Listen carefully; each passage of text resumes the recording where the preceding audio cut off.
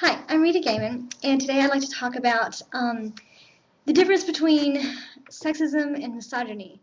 No, I don't want to talk about the difference between sexism and feminism. This has nothing to do with feminism. This is just the terms sexism and misogyny. Many people get these terms confused, and they say something is sexist when in fact it is misogynist. And as an editor and as a writer and as someone who is quite literally adept, well, culturally adept literature-wise, there we go, I really don't like the difference. Putting these two words together because they're not the same thing. So let me explain a little bit more about this.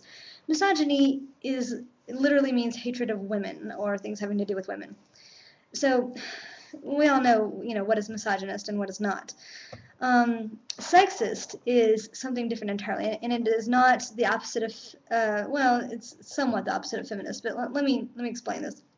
Sexist is where you believe that men and women are different, that they have different strengths and different weaknesses from each other. They are not the same creature. They do not have the same language and the same habits and the same social interactions or socioeconomic abilities in different areas and different circles.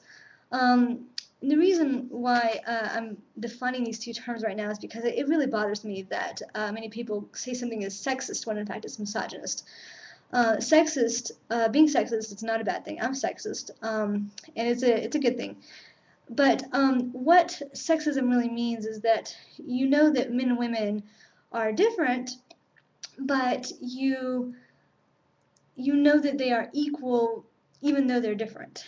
It's kind of like it's kind of like apples and oranges. Apples and oranges are nothing alike, and yet they're both fruits, and they're both equally tasty, unless you have a preference. But the truth is, apples and oranges are completely different, and yet they are both nutritionally good for you, seemingly equally nutritionally good for you.